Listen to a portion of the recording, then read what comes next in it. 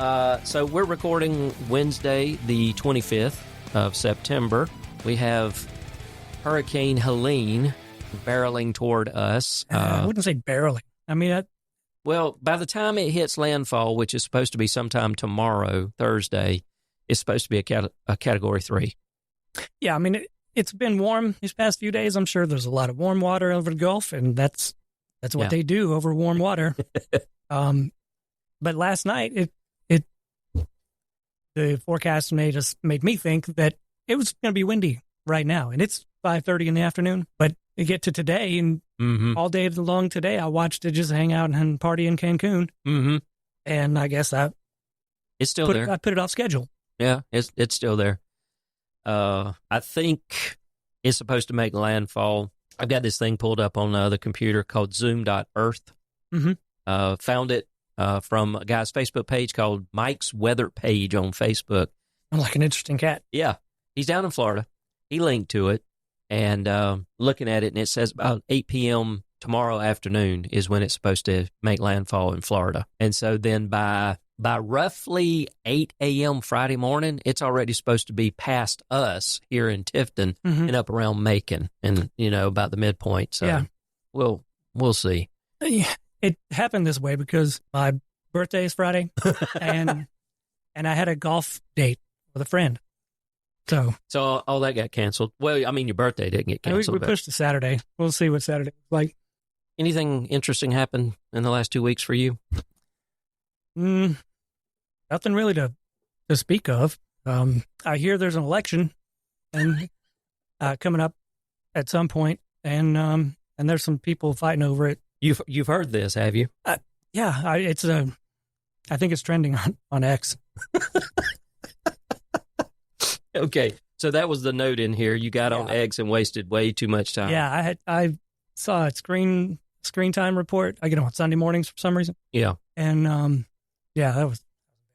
burned 4 hours one day scrolling Twitter. I don't get on there.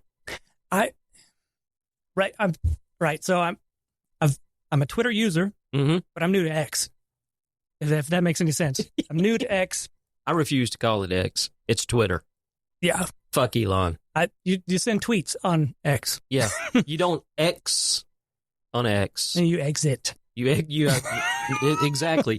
You exit and go to Threads. And the reason that I burned so much time, it's not that I was engaging in healthy discourse. I was not on Twitter. I was cruising the crazy. There was very little blinking. I mean, it was unimaginable. Are you a masochist? Am I? Well, if you hung out on Twitter for 4 hours. I mean, I didn't engage. I just was reading the comments. I would see a post and I'm like, that's clearly bullshit.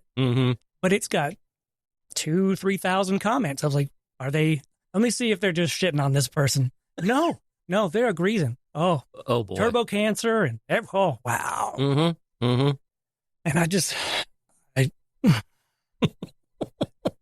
I hang out with Alex Jones. Wow. Yeah.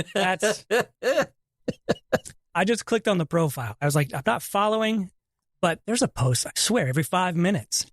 And at that point in time, we were going to be in a nuclear war with Russia by the weekend. Wow. And then the following Monday, because I wanted to see how it all ended up, I couldn't even find the post. And unbeknownst to us, instead of it being a nuclear war with Russia, they apparently had something to do with Helene headed this way. Oh, is that right? Yeah. I mean, that's the way. It's either the Russians or the Chinese. A big seance in... Some kind of weather weapon, I'm sure. Sure. Yeah, exactly. That's why we're getting rid of Noah, right? Right, and it turns the frogs gay, so... Oh, I thought that was the other way around. Isn't there a sign in national park somewhere that says, don't lick the frog? Yeah, don't lick the frogs. Yeah. Exactly. Oh, wow. I feel for you. I do not hang out on Twitter at all. I would quit. I think this is a waste.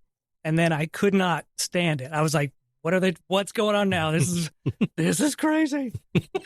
But I think I finally quit. I don't think I've opened it today. The only time I ever get on there is I have my personal account.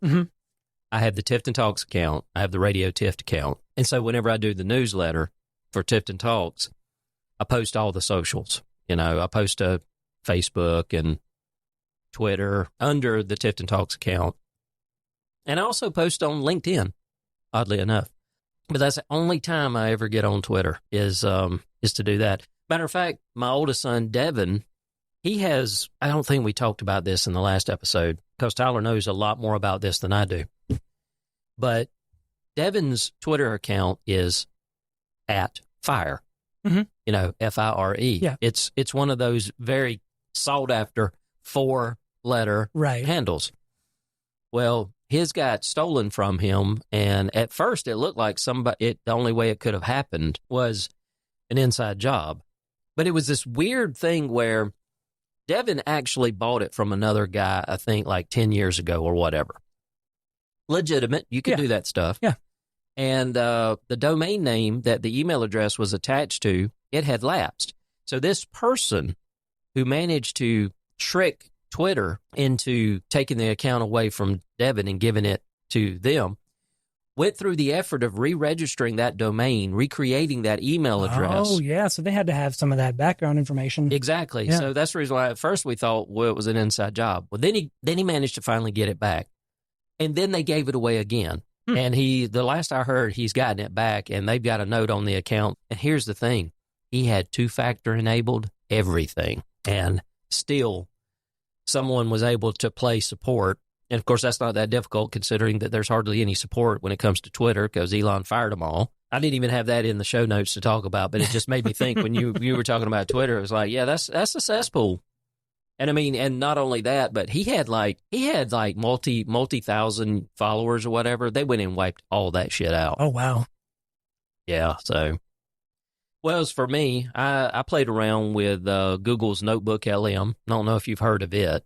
It's this thing where it can be used as a study aid where it can do like you give it some information, you can give it links, you can give it all these sources, and it can create like a fact page. It can give you bullet lists and stuff like that. But one of the other things that it can do is it will give you an audio overview. The audio overview is generated with 2 distinct voices having a conversation about the source material that you fed it. It's a man and a woman's voice. And so some of the podcasters have started playing around with it. You can legitimately generate an entire podcast episode by feeding this information. And have a discussion virtually with. Yeah. Yeah. Do they have distinct points of view or approaches, or is it just different voices? Yeah. I mean, it's eerie. Now, purists say, and Tyler listened to it, and he was like, it just seems too flat. I can tell that that's AI. I said, yes, that's the worst it will ever be. That's the thing. It can only get better than that. Yeah. And the average person, if you were to take this and play it on the radio station or play it on TV or whatever, they would not be able to determine that this is not a real people having a conversation. Mm-hmm.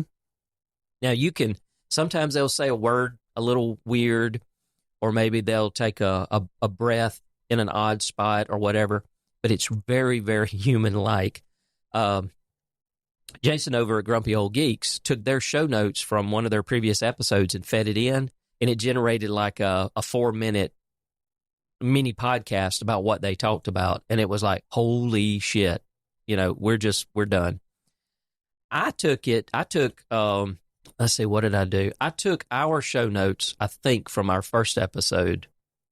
I've generated 2. I'll link to them in the show notes here, but one of them, I created a mini episode and called it SGN Daily Dive. And I went and found 4 articles on Google News under the technology section. And then I summarized with Chat GPT each one of those articles. Mm-hmm. Then I copied those summarizations, fed it into Google's Notebook LM, and had it generate a conversation between these 2 individuals about these topics, and created 8 or 9 minute podcast episode out of it. So it's scary how good it is. Yeah, I had that similar experience yesterday when I read that ChatGPT's or OpenAI's advanced voice was available. I have not played with that. I played with it yesterday, and was extremely impressed. I mean, the generated responses is a natural sounding voice. Mm-hmm. You can hear a breath being taken. There are filled pauses. Mm-hmm. There's it can even kind of I haven't played with it that much, but it feels like it can read my tone Mm-hmm. and respond in an appropriate manner. Like if I sound frustrated, Yeah. I know that's frustrating. And then it's a calm voice and it sounds like there's surprise when something should be surprising. Mm-hmm. It was, and I had a conversation about philosophy today for a few minutes. I was like, there's an idea that, things that You had a conversation with this AI Yeah. about philosophy. Yeah, what I was looking for was the term, Uh-huh. the what this line of thought is known as, Mm-hmm. and I described it, and it's like, oh, it seems like what you're thinking of is determinism, and that's what it was, and went on to tell me all about it, and it's just a natural back and forth. At one point, it was responding, it was talking, and I chuckled at something. I was like, and it paused and said, "Yeah, right," and then kept explaining. I was like, "This is uncanny," and this is my new toy. Oh, God. Oh, and as you were talking about generating that Mm-hmm. Notebook LM, Mm-hmm. it was turning in my head. I was like, I could do my own podcast, convos with ChatGPT, and only post the funny ones. Yeah. Now, I don't have this set up so we can pipe it through, so it might pick it up through the microphones. I know this is a shitty way of doing it, but I wasn't expecting to do it. But here's an example. I'm just jumping right in the middle. Sunlight anymore, really. Yeah, and that's a little concerning. Yeah, it really makes you think twice about what you're posting publicly, knowing that even someone you've blocked could be looking at your stuff. It's kind of a weird power dynamic shift, isn't it? Totally. And this whole thing has actually sparked a lot of debate about online safety versus free speech. I bet. Because on the one hand, yeah. That's even more natural than ChatGPT, but Google's been working on a natural voice for a while. Yeah. That is eerie. Mm-hmm. and again, the purist will go, well, I can tell. And so far, there's only those two voices. So anybody that uses this, you can immediately tell if you're listening to their podcast and you hear those two voices, you can go, oh, that came from Google Notebook LM. Yeah. So, yeah. Here we go. So I did have another typewritten conversation with GPT, and I was exploring, can I roll my own LLM? And I thought I could, but you can.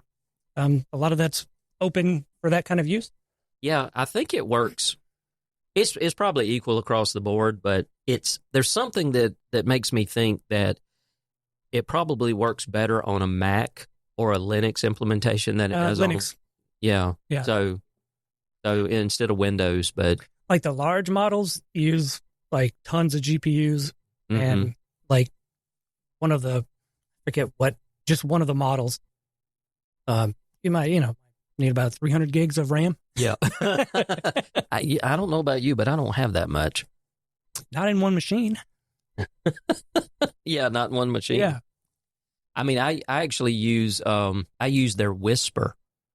It's OpenAI's Whisper technology on my Mac Mini over there to do transcripts. And there you can actually get there's a guy that actually makes a slick looking app called Whisper for Mac OS. But before he produced that, I came across this document on how to actually download all the stuff and tell it which model you wanted to use and all this other kind of stuff. And that gave you some example scripts. And so what it does, it also uses FFmpeg to take your audio. It converts it into a standard format that it needs. And then there's a script. I've got two scripts. One I just called transcribe. Mm-hmm. Actually, I think I named it translate. But anyway, it creates an SRT file, which is what you need to upload to your podcast host if you want to have transcripts of the episode, which we do. We have a transcript. Yeah. The other thing is I have it just create me a text file of everything that was said. And I have literally taken that, fed that into Chat GPT and said, summarize and bullet point this. And then that's my show note. And I was like, oh, this stuff's getting too damn slick, you know? I've been thinking a lot about the application of that, LLMs. I'm not going to call it AI. No. But the application of large language models. Mm-hmm. And I've thought of a lot of stuff, and it's probably already being done. But I mean, as we've already... not to a point where I can afford it, but that's why I want to roll my own. But I also don't trust other people, cloud companies, and data processors with, like my client's data. Yeah. Like if I wanted to feed that into a large language model and just see what trends come out, what, and what maybe other information that can be tied to, like I could feed it all my ticket data. Mm-hmm. And I could stream in firewall logs and then just figure out what are the key points that I need to focus on. Or, eventually just it's analyzing the stream and sees an anomaly.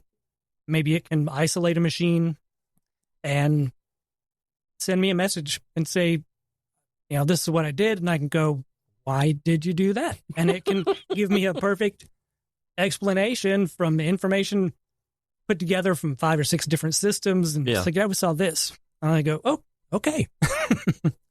Or I can go, no, that was a false alarm. Yeah. And I go, oh, okay. Done. So. And then and then your own company won't need you anymore. Right. Fire myself. That's the way to do it. Yeah, and when you've got something that could reliably speak to customers when they call and make limited system changes, sign me up. That reminds me, I've got a client. One of the things, and they've tried they've tried it in-house multiple times. They've tried these third parties multiple times. And then there was this one that was AI. It was called Brook. Okay. I tested it once, but it was supposed to be one of these where the customer could call in. Brook would answer. You couldn't really tell it wasn't a person. Right. Brook would answer and basically say, how can I help you today? And the person would explain whatever it was. And Brook would be picking out, I'm presuming, keywords or phrases out of what they were doing. And was supposed to be routing based on all of that. Mm-hmm. I think they ditched it after about 2 months, maybe 2 or 3 months, and went back to real people. What was it? Just a problem with the quality, or was it garbage in, garbage out? They didn't tell me.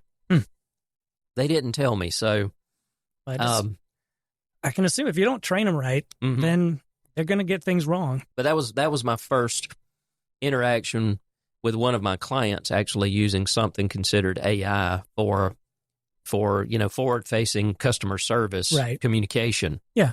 And I was like, okay, I'd never heard of this company, but, I would never advertise a live service desk and put one on there. If you're expecting a live person, you should get a live person. But if the clients have something simple, even if they don't have something simple, they can explain it, and then the LLM can spit out the probable causes, or this might actually be the issue, or the model can put the ticket in for you and put all the right information in. Oh, yeah. And just that is kind of like the chat bots. Like I've had to deal with Mediacom and other companies. It's like you go online and I'm trying to get to a live person, but their version of Clippy is there trying to help me out. And and most of the time what I need is it just gives up, and it's like I'll connect you to a customer service rep, and then we're chatting, and I'm fine with that. I don't like talking to people. I mean, I don't know why I podcast, but I can do that. But all this other kind of stuff, I mean, it's I don't know. It's like I keep saying and I keep hearing, it's the worst today that it's ever going to be. It's only going to get better. Yeah. So it's going to get more clever. As long as you keep that physical twitch in arm's reach. That's all I can think to say is they might have a robot kill you and turn it back on, but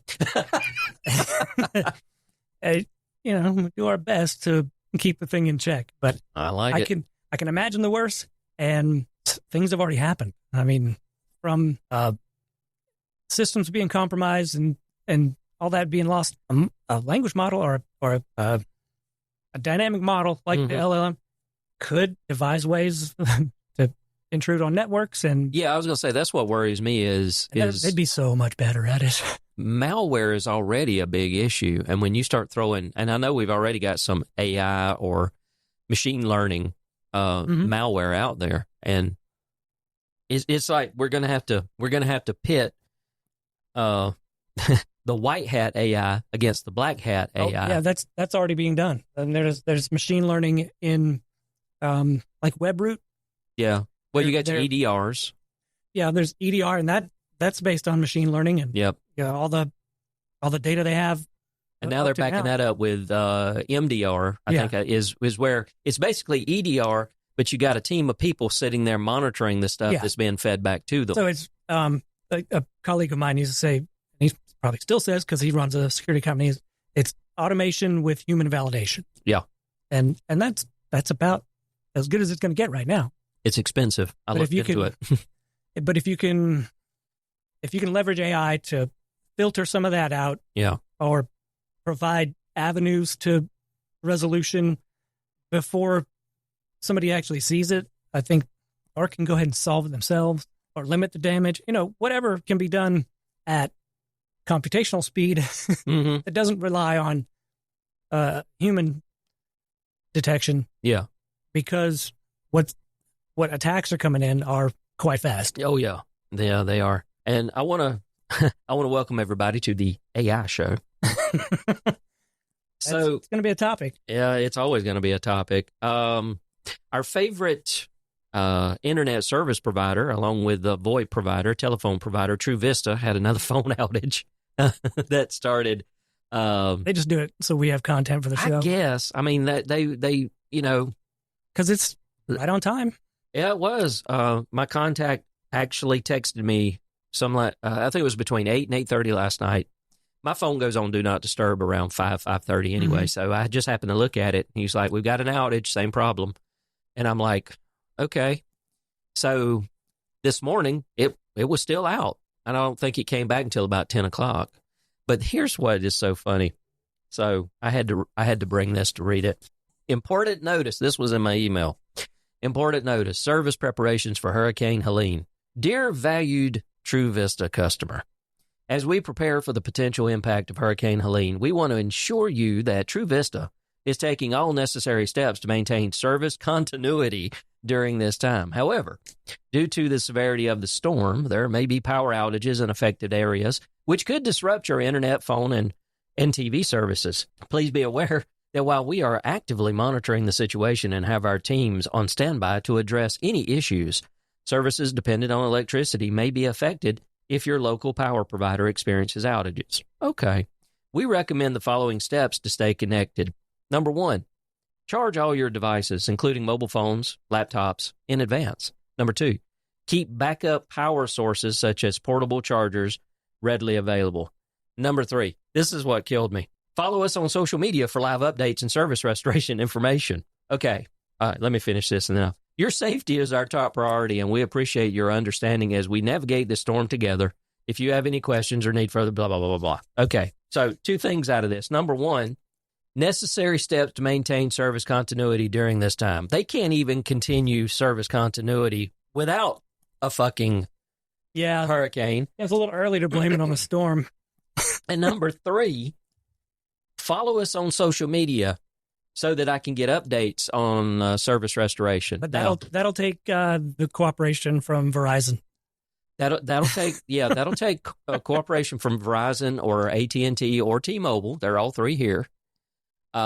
Because if my service is out, I can't follow your ass on social media to find out when you're gonna. Okay, so I'm being a little facetious and pedantic here, but the timing was just. It was like we had another outage. This is like the 3rd phone outage. We had another outage, and then you get this sent out in email. Being prepared for Hurricane Helene, and you can't even keep your service running as it is. Okay, we got you. I'll get off that soapbox. Do you think they'll put in any redundancy after this time? No. No. No, because that costs money. No, we were, we talked to one of their service techs. I can't remember if that was after the first episode or not. So we got one of our clients converted over to the AdTran ONT, and the service tech, we were having a conversation with him. Of course, I'm not going to say who it is because I don't want to out him. But I was like, they don't have any redundancy. And he just shook his head. He goes, exactly. He said that has been a big, big, big topic, and nobody seems to want to address the fact that that circuit is the same circuit that they've had for, even when Plant owned the place. It's a Zayo circuit, and apparently there's something wrong with the damn circuit. Like a layer 1 or... I don't know. There's a span of time where I would get emails almost every 2 or 3 days of scheduled maintenance, Zayo maintenance for that circuit. And then it would get pushed off. And then it would happen. And I was like, I don't know what's going on here. So, and of course in Albany, it's in such a part of the town that they're like, if it's after 5 o'clock, we ain't going there. It'll be high noon. Sorry to shit on True Vista, because otherwise their internet service is actually fairly dependable. It's their phone part that is not. I talked to Walt today, and he asked me, he was like, how's the cable modem service? I said, let me tell you a story. Which, where we are on that, I meant to ask you. The ONT fiber to the home saga for dear old Donovan here. The 10-year battle. Yeah. So they finally looked at the fucking maps and went, shit, there's a 96 count fiber out there? And I'm like, no doubt. Did you not take inventory when you bought the place? Yeah, did you not know this? So they were looking at the possibility of lighting up some spare fiber so that they could maybe peel me off onto an ONT, then start peeling other people off as they could offer the service. Yeah. Whereas, me, I just come out here, just flip it over, and it's like, hey, bitches, here's your ONT. No, seriously, I understand the methodology. Yeah. So I was like, this seems positive, Well, apparently they carried this to the NOC or somebody, and they looked at it and went, no, we might need this, and we might need that, and blah, blah, blah. Fuck your customers. Yeah, fuck your customers. They got internet. So that's where we are right now. I haven't heard anything else. And I even told my guy, I was like, I don't expect to get it before the end of the year. I just want to know that it's happening. Yeah. That's all I want, And so that's where we are. The Donovan's ONT fiber to the home saga. I just want synchronous internet. I just want 1 gig up and 1 gig down. Hell, give me 500 by 500. I'll be happy. Anyway, my 500 by 50 is actually doing pretty good, so it's all right. I'm not one step, just like you were. I'm that one step away from actual true fiber to the home because we were RFOG. Sad news is a very good client of mine passed away at the age of 51 Saturday, and that took everybody by surprise. And so he owned a car dealership here in Tifton. It's been hard for a lot of people. So I've had to start dealing with the whole digital asset part of getting his email forwarded to a certain person and dealing with all that kind of stuff. The onion. Yeah, that's always fun. I'm not looking forward to the first time I have to do that. Yeah, it was bad enough when I had to do it for my folks, And luckily, my mom was not technically savvy at all. My dad attempted to be. So, he had email accounts and he had online stuff and all of that. So when he passed away in 2013, I had to jump in and start helping Mom figure out where all this shit was, you know, how to log into this and that and et cetera. So I can't imagine what they're going to have to go through. Oh, last thing, and then we'll actually get to some tech news. My lawnmower. I have a lot of sagas. Oh, I have them too. So I've got a lawnmower. It's a 2015. It is a Troy-built TB30R. It's one of these that's got the engines on the rear. Yeah. Looks like an old snapper, if you remember those old snappers from... It's still got a steering wheel, though? It's not a zero turn? No, it's not a zero turn. My dad's is like Craftsman. It's that style you have. Yeah. Well, I think what they do is they make all of these lawnmowers out of one factory, and they just slap a different name on it because it's the same as a Cub Cadet, it's the same as a Craftsman, it's the same as an MTD. So I've had some issues with it. I've had it to the repair shop. I use Chris's Mower Clinic here because they'll come pick it up because I have no way of getting the damn thing to them. And I've had some work done on it about 2 or 3 times. And so Saturday, I'm out cutting the grass. I got started. I'm a good 30 minutes in, and I started noticing that whenever I'd get into thicker grass, the sound that the deck was making, it wasn't spitting out any grass. And I'm like, okay, so that means the belt is slipping. I've experienced this with another lawnmower, the place I used to own over in Fitzgerald. And I'm like, okay, well, I guess I'll just have to slow down because I did let the grass go 1 week further than I meant to, but it's because we were doing all this cleaning and stuff. Anyway, make a couple more passes, and all of a sudden, the strain on the motor is gone.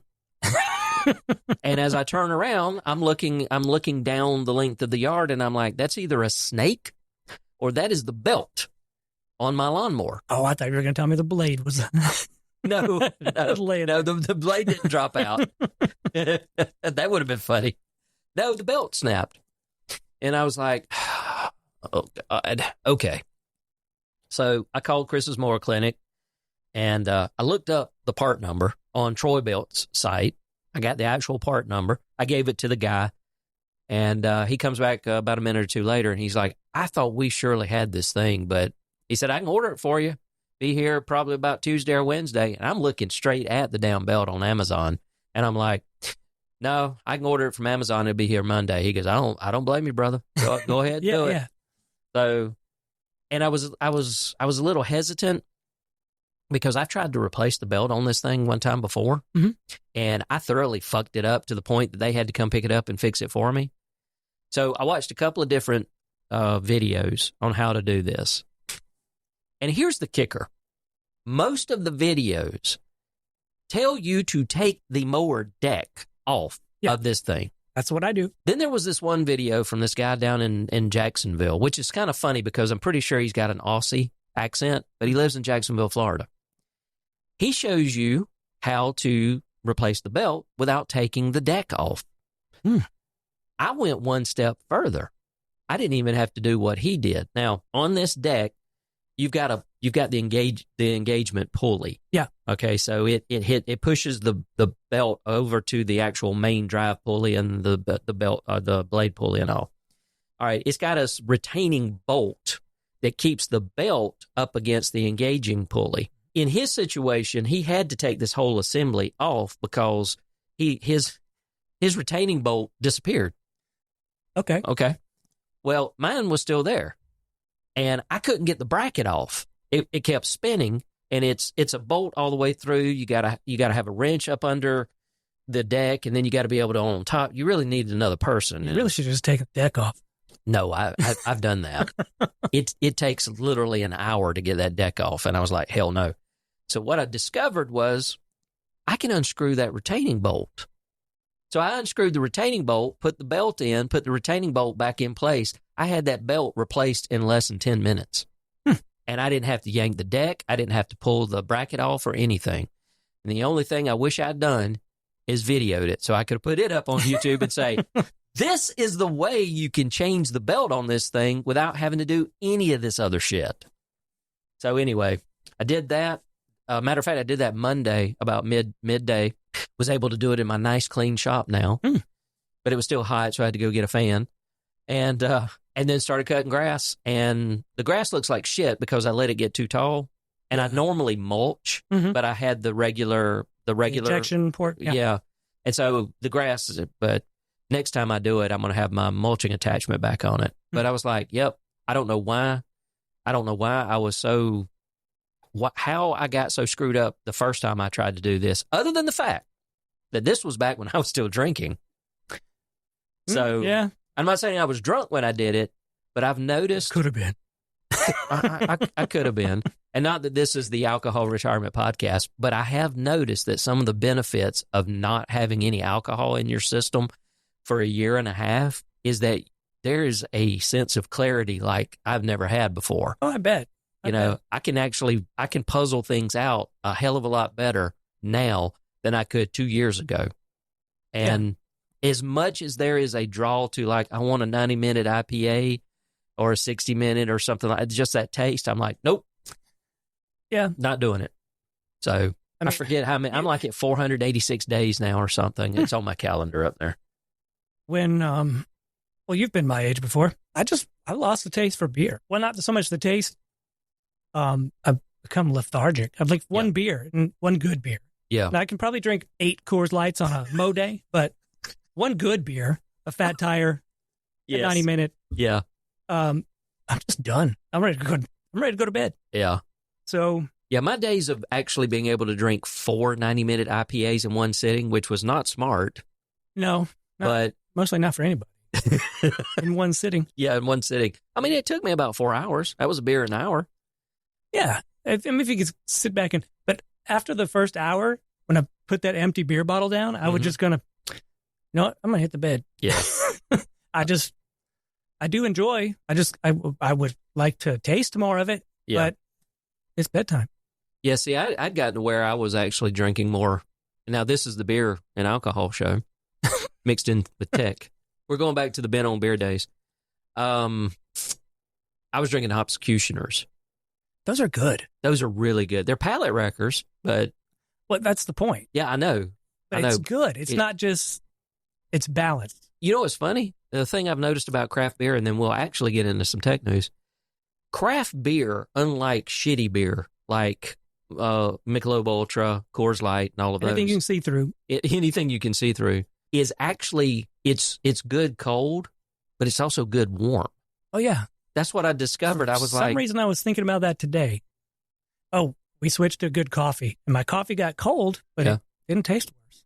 Yeah. Folgers is garbage when it gets cold. And I thought about, a good beer is good warm. Yeah. Just as it is cold. Yeah. But, I mean, and you know what it is that makes the macro beers taste crappy? What? It's the adjuncts. Because to get the alcohol up there and not make it heavier, they add rice and corn to the mash. Okay. That's what makes it taste like ass when it gets warmer. It does. It tastes like ass. They call it adjunct lager. Yeah, they should call it ass tasting lager, but all right. Anyway, okay. Let's move on. So, have you upgraded to iOS 18 yet? A couple of days ago. Yep. Yeah. Okay. So, the big thing here is Apple has introduced the Rich Communication Services, RCS, support in iOS 18, enabling iPhone users to send rich media messages and read receipts to Android users, which, good luck, because I turn my read receipts off. You can't tell if I don't allow that. My wife doesn't get them. Yeah. I decided I didn't, this is kind of selfish for me, but I didn't need a client to know that I just read their message and I wasn't. Put the phone down. And put the phone down. Because what they were, and I know this kind of sounds bad, but it's not the fact, if it'd been an emergency, I'd been on it. Yeah. But they were asking me a question that I could wait another 5 or 10 minutes and then I could get back to them. Yeah. You know, or I just didn't have an answer and I needed to look it up or whatever. So RCS functionality, of course, depends on carrier support. Apple updated its wireless carrier support page. It listed carriers that support RCS, including major U.S. carriers like AT&T, T-Mobile, and Verizon, as well as some carriers in Canada, Europe, and Asia. So if to check if RCS is enabled, you can go to Settings, Apps, Messages, and there's a slider for it. More carriers are expected to adopt RCS in the coming months. Have you tested it? Because I tested it with Tyler. I don't care. Honestly, I don't regularly communicate with anybody who happens to have an Android phone. It's a rarity. I shouldn't say it's a rarity. I do have, of my client base and the people that I communicate with, I have more people that have iPhones than have Android. Mm-hmm. But I do have a select few of people that have Android. And, of course, Tyler is Android. Yeah.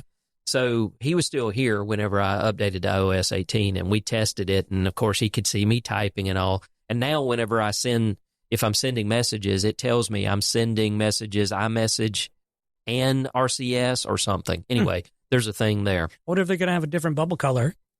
No, they're not. That was still going to be green? Yes. Okay, that's fine. It was going to be a big, it's not iMessage. It was going to be a big, that was a big contention there for a while. It was like, oh, so finally Android users are going to get blue bubbles. No, you're still going to be relegated to second-class citizens because you're a green bubble. And I say that tongue in cheek. I don't care. Samsung's Android phones are great. Google's Pixel phones are great. I just happen to like the Apple ecosystem. I mean, I've got a MacBook Air sitting in front of me. Yeah, I don't need I don't need to hack the phone. I just need to use it. Yeah. I need the apps that I have on it. Exactly. That work, that have passed muster. And I just need to use it sometimes as a telephone. Yeah. I don't want to hack it. I don't want to break it. I just want it to work. And that's why I chose that. You know, I think the average, and this is based on some feedback that I got from my wife back whenever she was working for Joanne Fabrics. She would talk to a customer and she would ask them a question. I'm trying to remember exactly what it was. And she was like, she was telling them how to get to the site, I think, to get coupons that they could get on their phone. Mm-hmm. And she would ask them, "Is like, do you have an iPhone or an Android?" They would hold up a phone and go, "I got a smartphone." They didn't know if it was an iPhone or an Android. They didn't care. All they knew was that it was a smartphone. It probably cost a shit ton of money, but then they probably didn't care about that either because they're probably paying it along with their cellular bill, $25, $30 a month. And they probably didn't care what color the texting bubbles were either. Yeah. So I think that is more of an elitist attitude when it comes to the green versus blue, because I don't personally care what color it is. They could make them all purple for all I care. Well, I usually work under the assumption, and again, I can't speak to any authority because I don't know. I don't care enough to have researched fully. But I work under the assumption that if it's iMessage, it's encrypted. Yes. If it's SMS, the carrier can see it. And currently, right now, RCS between iPhone and Android is not encrypted. There. And that's when it's green. I know that But it's coming. Supposedly, there's... If the bubble is green, you don't send a dick pic. Do you send passwords? I don't send passwords either way. I do. And now if it's I have before, like a temporary password, but not typically. Well, to me, I feel safer when I have someone that's like, hey, can you... Especially if I need to copy and paste a password to somebody, it was like, I'll send it, especially if it's another iPhone user, because it is encrypted end to end and Apple can't see it. Yeah. It turns out, nor will they give it up. That's true. So if it's SMS, it can be subpoenaed from the carrier. Yeah. And so that part. Right now, RCS too, because like I said, they are working on it, supposedly. When that'll happen, I don't know. But that Why was can't actually... they just have a messages app for Android? Because that's a question that comes. Why doesn't Apple make iMessage for Android? And I'll tell you. I figure I'll tell you why. They don't have a spare developer. It's not that an intern could do it. I mean, I know exactly why. I'm just talking shit. I mean, Tim has said he said the quiet parts out loud. Basically, why give them an incentive to buy a damn Android phone? Because they don't care either way. You do remember. And even if I could have iMessage on Android, I wouldn't have an Android phone. I mean, I'd still have an iPhone. That's fair. There was, I don't know if you've ever seen this, but there was a guy that was talking to Tim about his grandmother and the fact that his grandmother had an Android and he had an iPhone, and he'd really like for, this whole blue-green thing. And I'm paraphrasing. And Tim's response was, buy her an iPhone. Of course, he got some flack for that, but I'm like, he's not wrong. He doesn't make Android devices. He makes iPhones. You know how often I have to help somebody use an iPhone? Hardly any. Never. Yeah. Yeah, that's true. But when I get a call and, can you put my email on my phone? And they hand me some 5-year-old LG phone, and you go, oh, shit, I don't even know how to use this thing. Oh, no, I know. Is there a mail app still? Is it supported? Gmail. Most of them come with Gmail. Well, I mean, I need to connect them to 365, so... It still works in Gmail. Does it? Yeah. I think when you go... It's kind of like in iPhone when you go to add an email account and you get the different options, like you can get Gmail and you can get Exchange. But usually there's a built-in mail app.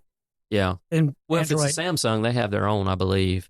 If it's Pixel, they got Gmail. And some of the other ones probably come default with Gmail because that's kind of the deal that Google made with everybody. So Yeah. I don't know. Yeah, I've run into that too. But I know they work. I can send them a QR code and go say, get this app, and it's done. Yeah. Yeah.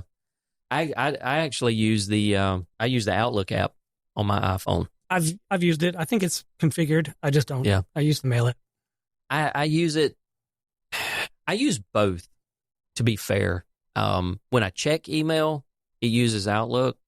Whenever I'm like sending a link to the family or whatever, I think it uses the built-in mail app. So I don't know.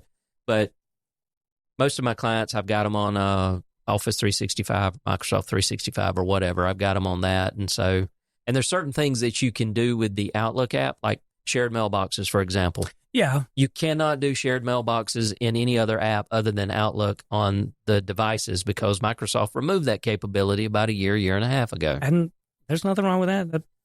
So if you need it, you have to use the Outlook app. It could present itself as another folder in the inbox, but whatever. Yeah, I don't know why. I was like, push them over to it, I guess. So you did away with your cable TV service, right? I did. Okay. So we got another article here about DirecTV just changed how people will watch TV forever with smaller, cheaper TV packages, hopefully coming to YouTube TV, Fubo, and more.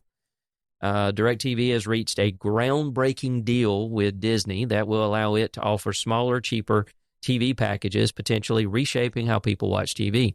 Under the new multi-year agreement, customers will have access to genre-specific bundles such as sports or news-only packages instead of large, expensive channel lineups.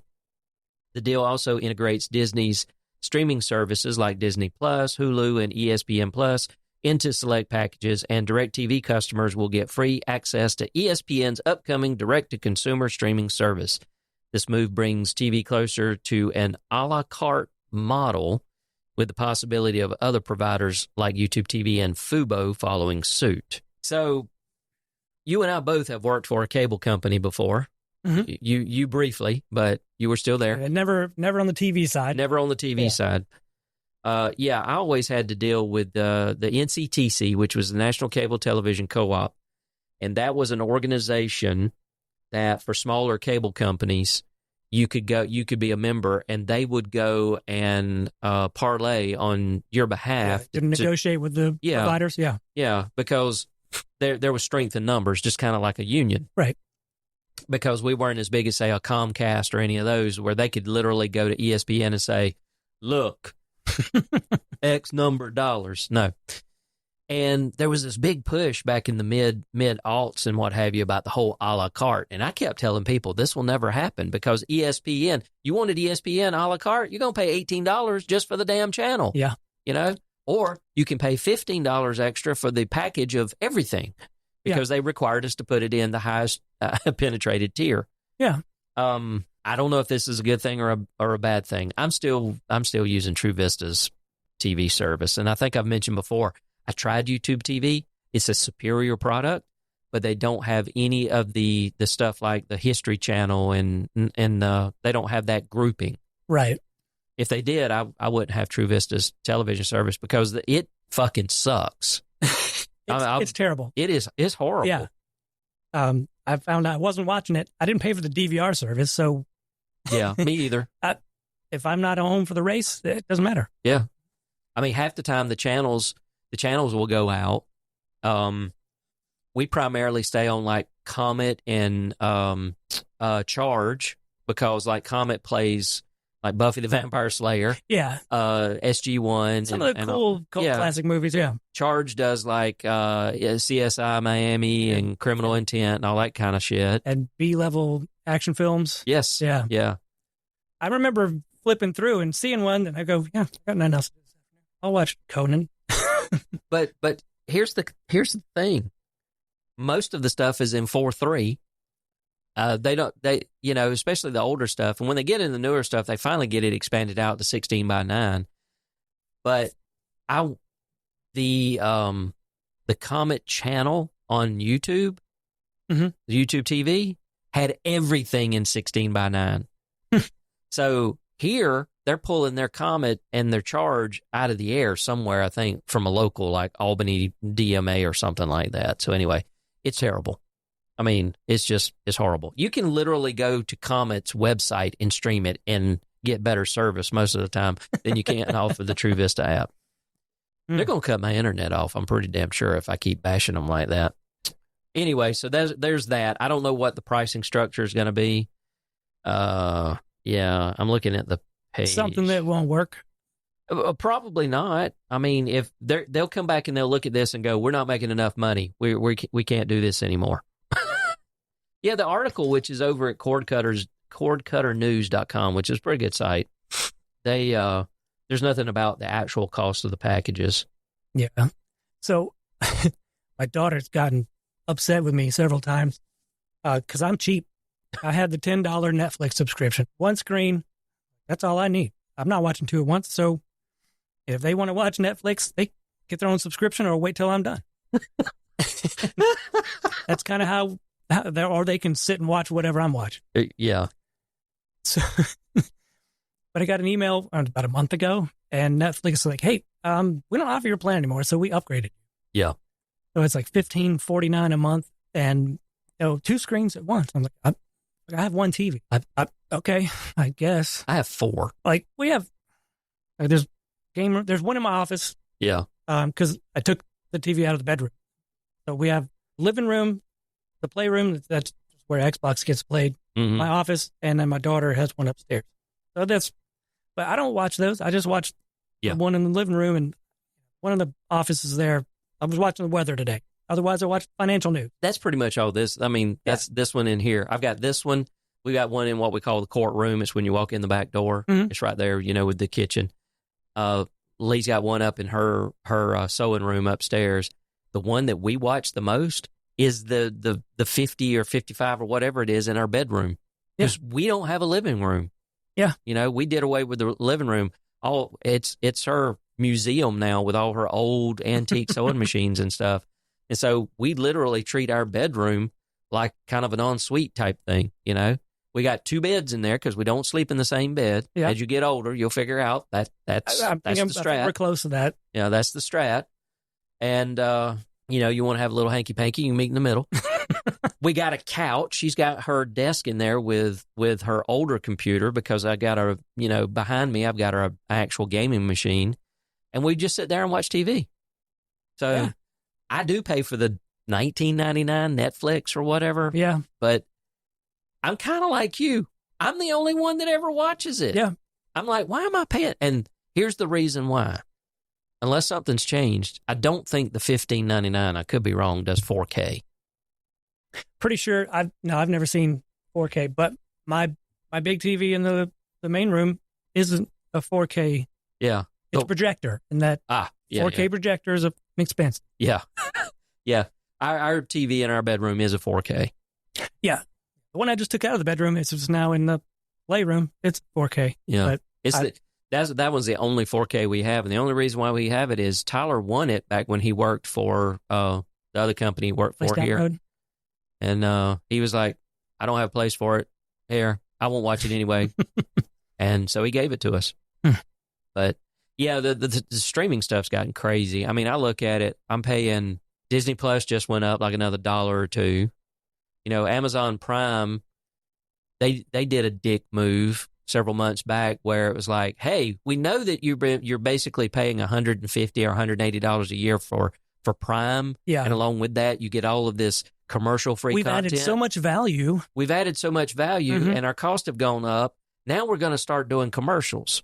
Yeah. So if you don't want commercials, it's $2.99 a month. Yeah. And I'm paying the $2.99 because I fucking hate commercials. I'll use it for potty breaks. I'm not paying them more money. I mean, I pay for YouTube Premium, and whenever someone like Philip DeFranco does his show, I don't get ads, but he does his own ads. Right. I fast forward through them. Yeah. Because I'm not paying $14 a month to have to sit here and listen to his. I know that's how part of the way he makes money. I get that. But no, I'm just not doing that. And he doesn't get less money if you fast forward. No. No, because the only way he gets paid if he says it, and he said it. Yeah, we're done. And he probably gets paid by the number of people that goes to the link and does whatever. So I can't see that being a big thing, because I mean, I've only bought one thing off of from a YouTube advertiser, and Smarter Every Day was talking about Raycon, the earbuds. I was like, you know what? I've been wanting to try those. All right, so I went in and put in Dustin's code, whatever code you said. Yeah, promo code. Like he might, give him 30 cents or whatever, and they're actually decent. Yeah, Philip actually shields for those too occasionally. Now, there's a guy I used to follow. His name is escaping me. He used to work for Microsoft. He's a really heavy-set guy. You're still going to have to narrow that down. I know. His real name is Jerry Barnacles. Okay, so I used to watch him whenever he'd be live on Twitch and what have you. Mm-hmm. He absolutely rails against Raycom. He said they are the sorriest piece of shit earbuds that you can buy. They're crap. Like, how long ago was this? About 3 years ago. So I don't know. I always looked at what headphones did he vote for? I don't know. Well, he was going through this whole thing talking about streamers and all that shield for these various products that aren't actually really good. Yeah. And he put Raycom in that, and that's how he come up with that. I personally don't know. I wouldn't think that Philip DeFranco would shield for a product that he doesn't actually think is good. Yeah. So I think Barnacles may be wrong on that one. But I have experience of one pair. They sound great.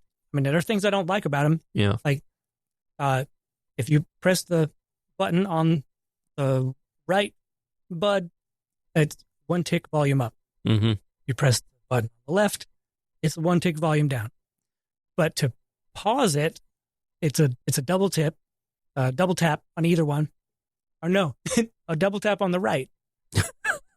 But to skip, you have to tap the damn thing 3 times. And you're shuffling it at your ear to push this button.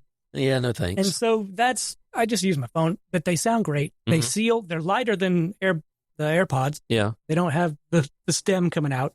So they're just nice. Mm-hmm. They do not have a microphone, so you can't make calls on it. Yeah. That's not what they're for. Right. And they were $80.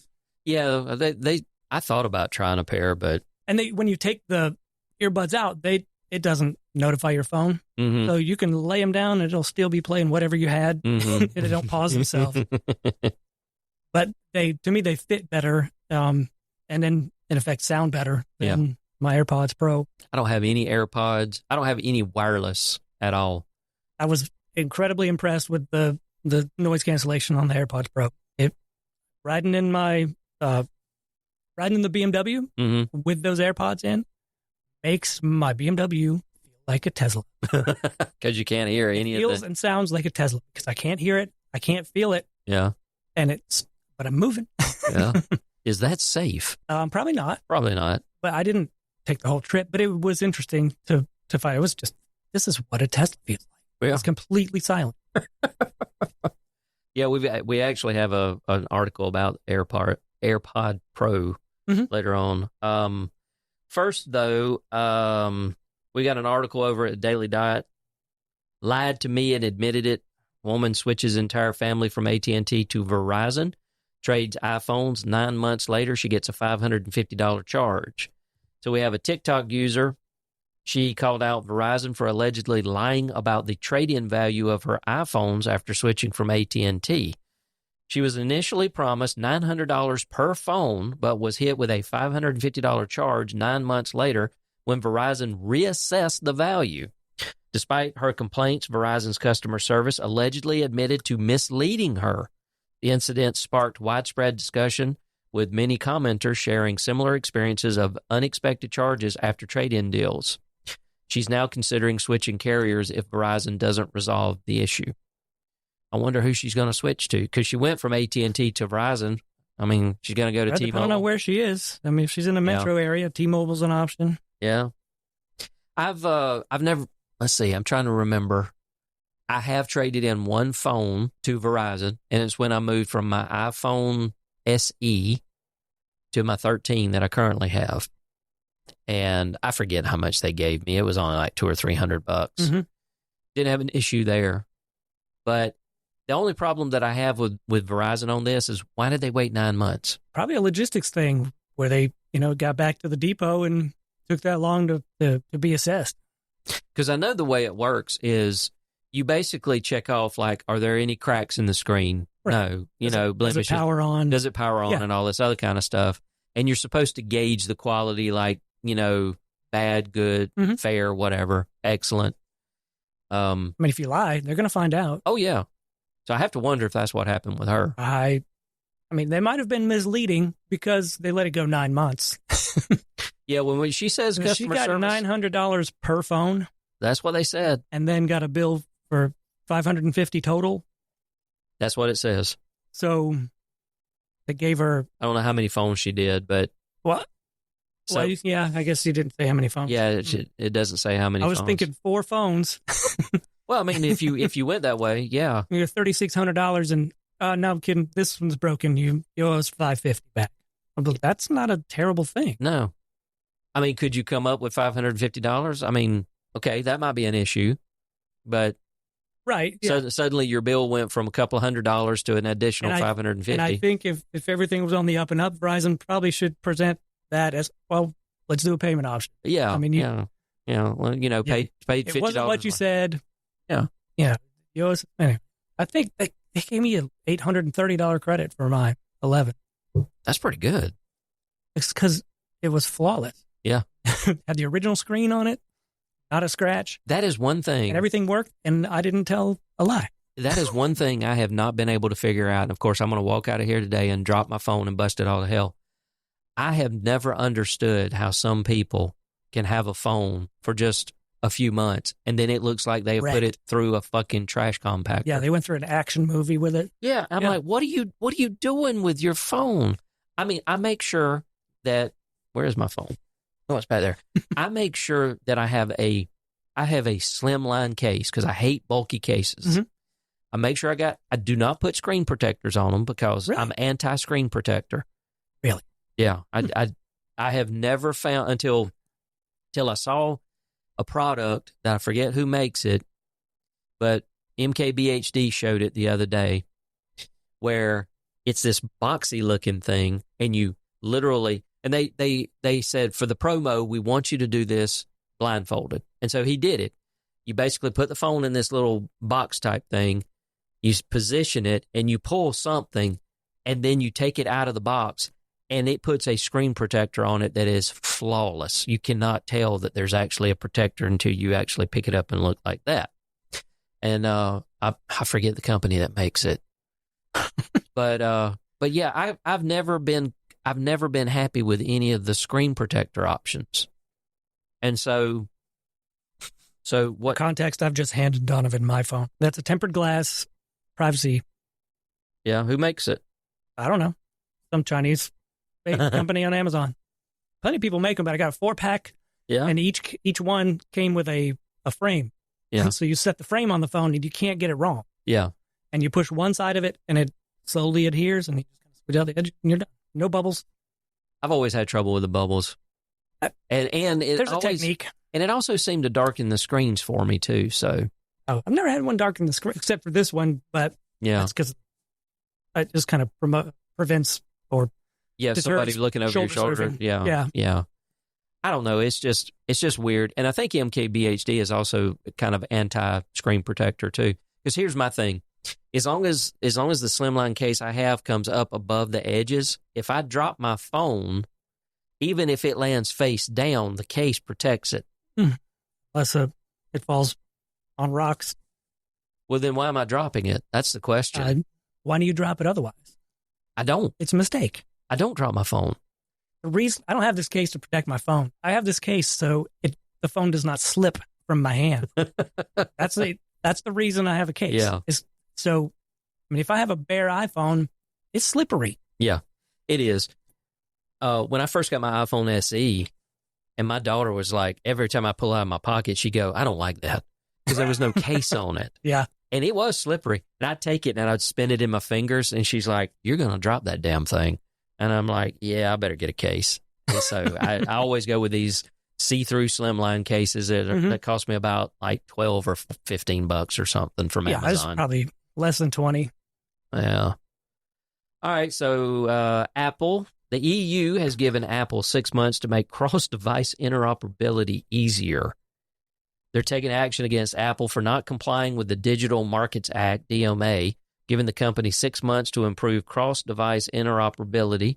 As a designated gatekeeper, Apple must ensure that its devices can effectively connect with non-Apple products like smartwatches and headphones. The commission aims to clarify how Apple can achieve this and will evaluate its processes for handling developers' requests for interoperability. There's more to it, but basically what they're saying is, I don't know how I feel about this, because they're essentially saying, look, if you're going to sell Apple phones, you're going to sell iPhones and devices over here in the EU, then you need to make sure that Samsung smartwatch can sync with your phone, or your Apple Watch can sync with an Android phone. Mm-hmm. That's a big no. It's been over 20 years, but it might have been the EU where they had to pull Internet Explorer or make Internet Explorer uninstallable from Windows. I had a huge problem with that. I'm like, it's part of the operating system. Yeah. As far as I was concerned. And they wrote it. Yeah, but they claimed it was anti-competitive. Well, it's horseshit. I mean, it's not like I can't install Firefox, Chrome. Yeah. Along with all the others. I was just thinking, what? Who are they to tell a company what they can do with their product? There's a lot of people over here in the U.S., though, that really look to what the EU is doing as the standard that we should be doing over here. Yeah. And on some things, I can kind of guess, go with it. But like GDPR? I mean, fucking cookie banners, man. But anyway, yeah. I mean, yeah, more privacy on our data. I get that. I'm fine with that. I'm okay with that. But don't tell Apple that they've got to figure out a way to basically open up their ecosystem to allow non-Apple devices to connect in a way that is going to cause security vulnerabilities. I don't care who tells me, no, it's not. Yes, it is. There's a reason Somebody will find it. Somebody will find it. Yeah. I mean, they already have to fix their own vulnerabilities that they introduce in their own software. The last thing they need to do is have to deal with the fact that, well, now the Apple Watch is compromised because it's connected to a Pixel 9. And there's a vulnerability in the Pixel 9, supposedly. Yeah. You know, I'm just saying for argument's sake. That sounds like a real story. So I'm not in agreement with this. I mean, if you want an Apple Watch, get a fucking iPhone. Yeah. You know, if you don't want to get an iPhone, then you can't get an Apple Watch. Yeah. You know? Because Google's watch and Samsung's watch works with their phones. I think a Google watch will work with a Samsung, and the Samsung will work with a Google. I think. Sure. Yeah. They're not going to work with an iPhone. If I've already got an iPhone, nobody in their right damn mind should be wanting to get a Google watch or a Samsung's watch. I don't understand it. I'm wearing my son's Garmin watch. But it doesn't connect to your phone, does it? It do. But over what, Bluetooth? Yeah. Yeah. But it's a simple Bluetooth connection, and it shares data with its own app. Exactly. Okay. It doesn't have to be integrated. It's not integrated in iOS. Yeah, see, that makes sense. I don't see what the problem is then. If they can do that, yeah, then why is the EU saying they've got to be more friendly natively? I don't know. Apparently, if they fail to meet the new requirements, it could face fines of up to 10% of its global annual revenue, which we know that's a shit ton of money. Sure. But all they got to do is go, all right, you don't want iPhones? Take all the lawmakers' iPhones. You know they use iPhones. Oh, yeah. I mean, that would be a market that, I mean, that's one way to prove you've got the cojones. It's like, okay. You can tell Europe to go to hell? Yeah. Yeah. You can. Yeah. I mean, they can suffer for a year or two. They got the funds. I mean, they basically, China, they haven't told China that, but that's basically where they are with China. I mean, iPhone is like number 3 or number 4 in China. iPhone's only number 1 in the United States, I think. It may still be number 1 in the EU, but most other countries, the percentage is higher for Android. That's because they most of those countries have cheap Android phones, like $200, $300, $400 Android phones. So the ecosystem for most of those countries typically are Android, not iPhone. So I don't know. I'm sure they'll figure something out. All right, back to AI. Microsoft announces plans to reopen 3 Mile Island nuclear power plant to support AI. How? Tell me it's the end time without telling me it's the end time. Microsoft has announced plans to revive a reactor at Pennsylvania's 3 Mile Island nuclear power plant, shut down since 2019 to supply energy to its data centers which support AI. The 20-year deal with Constellation Energy aims to reactivate the Unit 1 reactor by 2028, pending regulatory approval. This would make 3 Mile Island the first decommissioned U.S. nuclear plant to reopen. The revived plant is expected to generate over 800 megawatts of electricity and create thousands of jobs, boosting Pennsylvania's economy.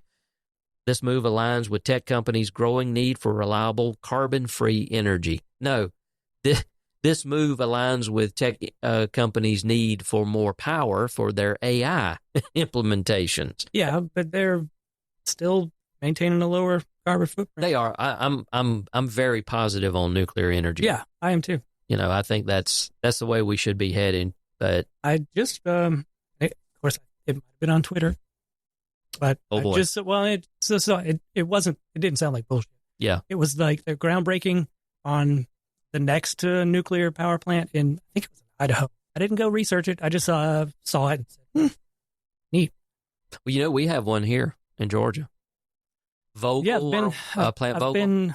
I've driven by it on the way to soccer. I think they fired up reactor number 3 recently, or number 2. Anyway, it was way over budget, which then Georgia Power went, hey, commission, can we raise our rates? Yeah. So we've got this extra power capacity, but we're so many billions of dollars over. So I was like, okay. Yeah, I'm going to leave that toll booth in there for a little while longer. Yeah.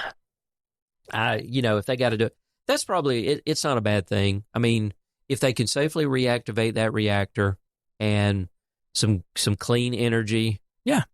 Help the power grid. I'm all for it. Yeah, and that's one reactor. Aren't there 3 there? I think one's damaged, and that's the reason why the whole place got shut down. Okay, well, but it's been offline for since 2019. 5 years. Yeah, and they might have it operational again in 2028, another 4 years. Yeah. So I think it sounds like they're going to be responsible about it. Yeah. I don't want to be that project manager. Nope, I do not. Kaspersky, which is always a name that I love to pronounce, deletes itself and installs Ultra AV antivirus without warning. So, of course, Kaspersky is the Russian cybersecurity firm. They have started deleting their antivirus software from U.S. customers' devices, replacing it with Ultra AV's antivirus without prior notice, which I had no idea what Ultra AV was. Never heard of it. It's owned by a Boston-based company called the Pango Group. Oh, yeah. Yeah. That sounds legit. So this move follows Kaspersky's decision to shut down its U.S. operations after being added to the U.S. government's entity list over national security concerns. Those users, caught off guard by the sudden switch, reported seeing Ultra AV software installed without warning, causing confusion and concerns about malware. The transition is linked to a U.S. ban on Kaspersky's sales and updates effective September 29th, 2024. Hey, I think they did the right thing, but they probably should have notified people. Yeah. But I don't know what kind of things would erupt if they'd sent notification. What? Hey, we've due to prohibitions by the United States government, we are removing our software. And we're putting some you never heard of on We're putting instead. Pango Group's Ultra AV. Sounds like an investment firm. I like it. Have you ever used Kaspersky? I haven't. I've come across it in the wild, but no. Yeah, I've never intentionally installed it on anybody's computer. I've heard. I mean, every time I'm reading about a breach or some malware, quite often I would see Kaspersky Labs mentioned, in the article and their analysis of something. So I mean, I assume they're a legitimate company. It's just they're in the wrong place. Just because they're Russian There's nothing wrong with being Russian. No. Except if you're trying to deal in the United States at the present time. I mean, there's some fine-looking Russian women. Anyway, moving on. So Apple's AirPods Pro 2. You have the Pros or the Pro 2s? Just one. Okay. So the Pro 2s have received FDA approval to function as over-the-counter hearing aids through a software update. This new hearing aid feature, in quotes, allows users with mild to moderate hearing loss to adjust sound frequencies to amplify voices and key sounds. The update, which will be available in iOS 18, lets users access the feature through settings or by uploading hearing test results. This development follows the FDA's 2022 decision to permit the sale of hearing aids without a prescription, making hearing support more accessible for millions of Americans. I think this is a good thing. I think it was a good thing whenever the FDA went, you know what, you don't have to have a prescription for this. Yeah. I know that I have reduced hearing in my left ear. As do I. And let's see, 2014, I had a legitimate hearing test done because we had to have them done, I think, once every 2 years at CPI because we were in a right. factory, noise all the time because we had to wear earplugs. And even then, mine was reduced. I forget how much. And I've done some there's an app that I've got on my phone that I've actually tested it. So that's the reason why my wife jokes about the fact that I was like, well, I didn't hear you. She's like, well, I was on your right side, not your left. And I legitimately, because she insists on having the television at night, but we've come to this compromise of where I put it on 5. But if I want dead silence, I have to sleep on my right side so that I cover my right ear because I can't hear out of my left ear that low volume. So yeah. When Beth and I are laying in the bed, and I'm facing her, I've got my right ear in the pillow. Mm-hmm. She's facing away from me. She's talking at a reasonably normal volume. You can't hear. It's just muffled. Yeah. It's like, and I have to turn my head and go, what? Yeah. Same scenario. Except we're on the way our beds are positioned now is her headboard's up against the one wall. I'm up against the opposite wall. So if I'm turned on my right side, I don't hear shit if she's saying anything. Another thing dealing with RCS. This one was comical to me. When iOS 18's new, with their RCS support, Android users in mixed group chats can now rename the group for both Android and iOS users, a shift from previous behavior where renaming on Google Messages was visible only to the Android user. Apple has long allowed iOS users to rename iMessage group chats, but this extension now applies to Android users as well. Messaging apps like WhatsApp offer more control over renaming permissions, but Android users should be cautious to avoid unattended or inappropriate names when renaming group chats with iPhone users. Yeah, I could totally see a guy's getting in a group chat and he doesn't want to be there. He's been on it for years. So he renames it. And so his view of it, he's named it those dicks. And now all of a sudden it would thanks to advances in technology and partnerships. Yep. True feelings come out. Yep. Previously, his iPhone peers wouldn't have seen that. Yeah. His Android peers probably would have. But then again, it's also I don't know. I don't do group chats in text often. I've got a client that'll group me into one, but we're all iPhones, I think. Otherwise, we use Signal because, well, that's just what it is. I do have WhatsApp, but I use Signal. We started out with that.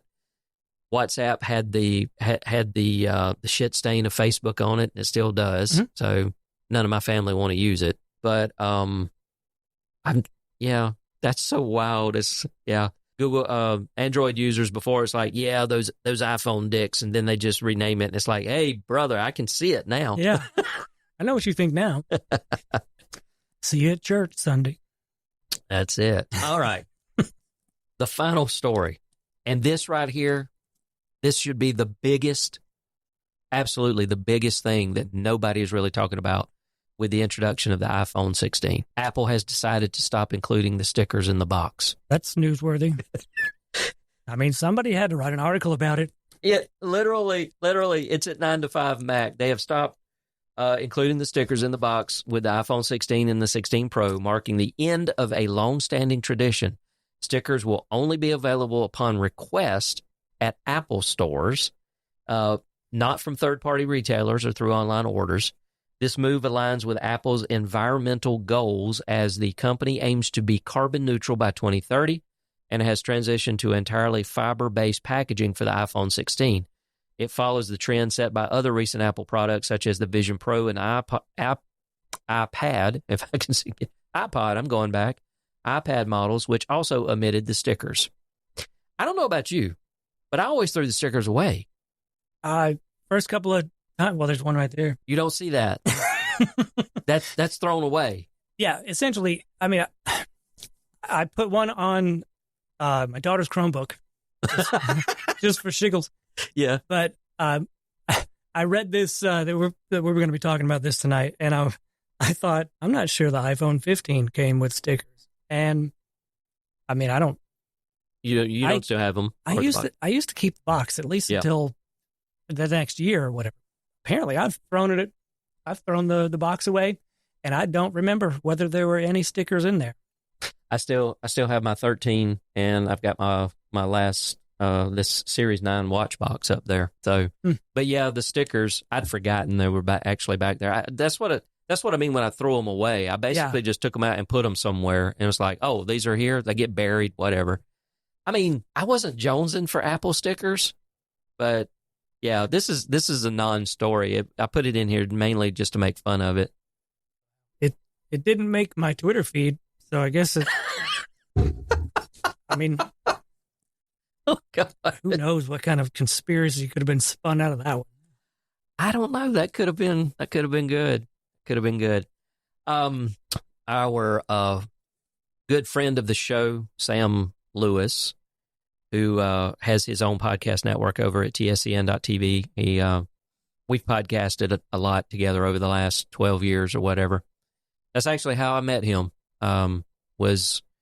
Started podcasting in 2011, and we got into this mentorship type thing with Cliff Ravenscraft, who was the podcast answer man at the time. And that's how Sam and I met. So anyway, he has purchased the AirPods 4, and he has sent me a review that I'm going to tack on at the end of this episode for everybody to enjoy. So he's given us that. He told me he was probably going to do it, and then he sent it to me yesterday, and I said, yep, I'll tack it on to the end of this episode. He's hoping, because he's in college right now. He's a 30-something-year-old man that's in college. I mean, hey, more power to him. If you're rich, you got to find stuff to do. He's not rich. He's in college. He must be. I'll let you have that conversation with him. Still paying for my tuition and somehow my daughter's. Anyway, right now his schedule, he's actually in class at 5:00. So he's hoping that in the fall he can join us for, maybe an episode a month or something like that. Which by then I'll have it set up where I can do that. But right now I don't. I'm not connected to where I can do that. But anyway, and there's Thunder. So you got anything to add before we, this thing's almost... No, I didn't bring any more... Any more Twitter news? Any more Trump clips? I like it. I don't think there were any more, other than... there have to have been, but I don't watch any videos. Well, he did say yesterday at some rally that he was going to be the protector of women, and I'll just leave that one there with you and let that kind of... I'll protect my own women. Thanks. Yeah, me too. But no, I've not heard his voice since the debate. Oh, you lucky devil! So I've not bothered for any more sound bites. You don't watch the YouTube stuff that I watch, but you have no choice. I don't think I could stand YouTube right now because I'm not a premium subscriber. I'd have to watch all the political bashing before each video. Yeah, no, I tell you what, that's probably one of the best decisions I ever made was going with YouTube Premium. I thought it was going to be $5, maybe $10 a month. That's 14. No, that's just because I don't use YouTube. Aren't you rich and white? I'm only white. All right. I see that truck. And that was not a choice. I'm only white. But I didn't have a truck payment before this one. I paid that other one off. I paid in 2015. Mm-hmm. I haven't had a truck payment since 2015. I haven't had a car payment since 2016 or 2017, somewhere in there. 2017, I think. I haven't had a car payment. The BMW's cheap, and it's $300 a month. I think the insurance is more. Yeah. Lee's Explorer, we paid off, is an 03. I paid it off in 5 years. That's the first vehicle I ever paid off in my life, was that one. And it was a $33,000. This is an 03. $33,000 or $34,000, zero interest. Yeah. I qualified for at that point, and I was like, hell yeah. Those were good days. You don't see those anymore. Nope. All right, so if you got questions or comments about the show, tell us if we're doing a good job, we're doing a shitty job, or whatever, you can send an email, podcast@southgeeknews.com. If you prefer, your flavor is to call and leave a scathing voicemail or a very positive voicemail, whatever you want to do, or you want to send a text. That number is, for both of those, is 229-234-1307. That's 229-234-1307. If you call in, it will say Radio Tift. That's because this is the main voicemail line for TMW, which is Tifton Media Works. I'm probably going to change the greeting, but I just haven't gotten around to it yet. So anyway, that is it. That is the show. We'll be back hopefully in 2 weeks if Hurricane Helene doesn't wipe us out off the face of this South Georgia area, and we'll talk about more tech news then. Right. Roll in credits. That's it. Bye. Hey there, South Geeks. I guess that's how we're going to put this. Samuel Lewis over here at tscn.tv, and even though I can't worm my way into the show just yet because of work stuff and everything like that, who knows? It'll probably happen. It's always been an inevitability in any version of this show that I show up in some form or fashion. I did want to show you guys a little bit of a review. So, I got a hold of something from the new Apple announcement. I'm holding in my hands right now the new AirPods 4 with noise cancellation. So, I had been waiting for these to come out, a new upgrade, because I needed a new set of AirPods. My old ones weren't necessarily giving out, but the case was being a bit finicky occasionally, and I really wanted one with wireless charging because I have a charging station that wants them, but I didn't have any that could wireless charge to actually do it. So I bit the bullet, since it had been years since we got some new AirPods, and got some new AirPods. These things are amazing. I'm just going to say that right now. What an amazing upgrade. And honestly, I love the noise cancellation. I'm going to say that right now. It really does work. And it works without doing the stupid thing that drives me insane, where you get that little, and I know there's probably a technical term for it. I don't know what it is, so I'm just going to jokingly call it the little plastic nubbin bit that they shove in your ear and actually seals everything off. That's how most people get that noise cancellation, right? Is they literally seal your ear off, and then you can't hear things because there's a barrier in there, and then they do some fancy stuff with microphones to get the rest of it down. This somehow does that without having that, and I mean, it's not perfection in and of itself. There's some things you can hear. There's things like that. But it's so noticeable that I've had a couple of shocking moments with them, let's put it that way, and I'll tell you guys about that in a second. But anyway, first of all, the case. The case is pretty nice. They have done some upgrades with it. Now the light's in the front instead of on the inside. The AirPods themselves now go in a case a different way, which will probably make some charging issues that the previous generation had not have that problem anymore, I think. I did have to get used to putting them into the case a different way than they used to be. Also, they've got a different shape now. They said it's with a bunch of research that they've done and stuff like that it's got the new shape. I was worried about that. I put them in my ears, and it was a bit of an adjustment for like maybe a minute. And then I was perfectly fine after that. So yeah, these AirPods are perfectly fine shape-wise. They fit in your ear. I think because I was so used to the tighter of the older ones, I was like, are these going to fall out of my ear? They haven't. I've even done the ridiculous shake your head around test, and they just haven't fallen out for me. So they work for me, at least. As for the noise cancellation, you can set them to things like, it's got different things. You can turn the noise cancellation completely off if you need to in situations. So it essentially is an adaptation depending on where you go. So like it's got a noise control setting. You can turn it to transparent or off, so either you can hear some noises or you can just turn the noise cancellation completely off if you don't need it. It'll let you save some battery life and things like that. But I have noticed little situations where I kind of like the noise cancellation. Like, for instance, I am in my studio right now and I had to go make a phone call today. I always put AirPods in whenever I make my phone calls because honestly, I just don't like holding the phone up to my ear. Call me a weirdo, but there you go. I hear people better when I'm on my earbuds. So with that being said, I popped these things in, went to the, phone call area, and then suddenly I realized this room seems a bit quieter.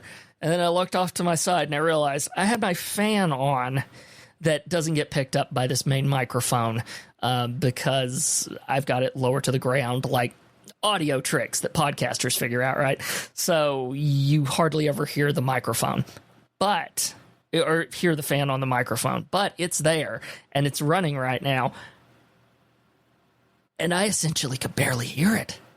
Like it was to the point where it was so obvious that it had been canceled out that when I did pull the earbud out of my ear and I could hear the fan again, it almost felt like it was roaring in my ear. Like it was such a difference that it was a shock, like almost a, oh my God, shock to my system whenever I pulled that AirPod out of my ear. So that kind of proved to me that it does work. I needed some sort of practical application, and the practical application presented itself without me even needing to.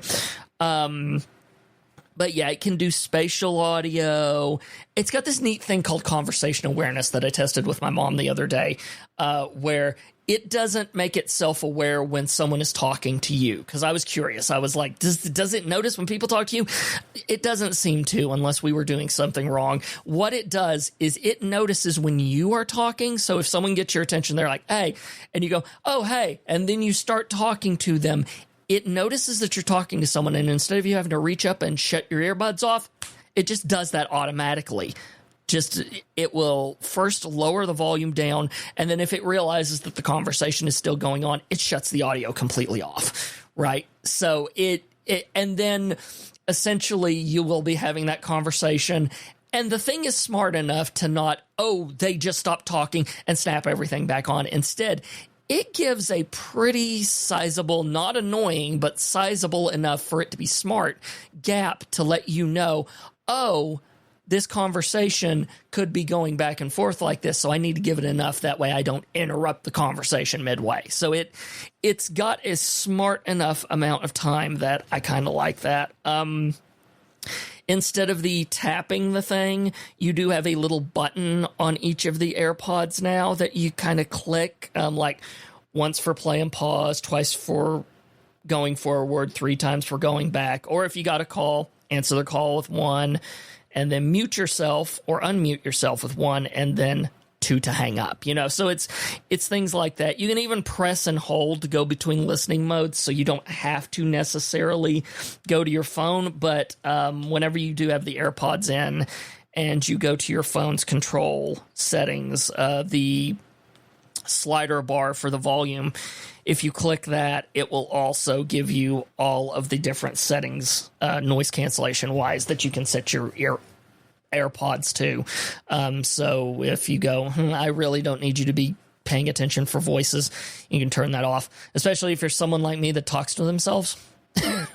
I haven't had a problem with this, but I'm just going to tongue-in-cheek say I could see it becoming a thing. Like I talk to podcasts whenever I listen to them. It's a silly thing, but there we are. And yeah, I could see that being a problem. So I usually don't use the voice cancellation unless I think I'm going to be in a situation. Like, if I'm going to go down to my parents', then I'll go down there, and just in case I run into them, I'll have the voice cancellation turned on. But, so it's situational. It's not you have to have all these features turned on all the time and drain the battery.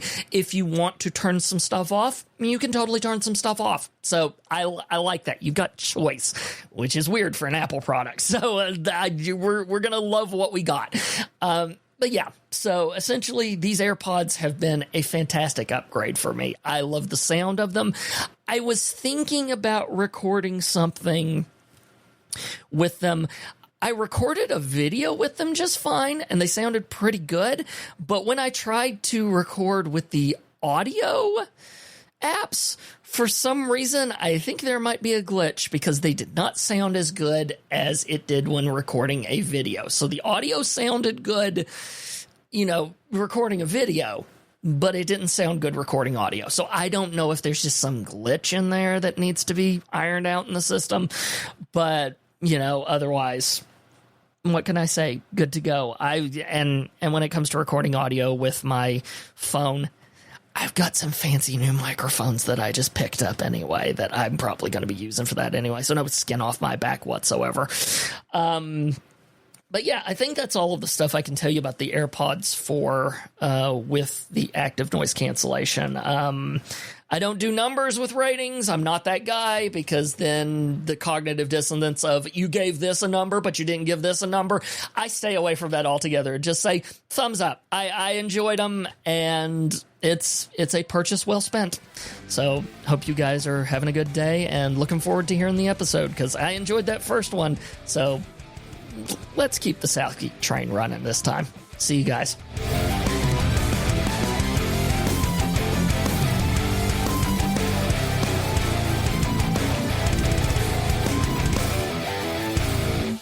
This has been a production of Tifton Media Works. Check out all our podcasts by visiting tiftonmediaworks.com.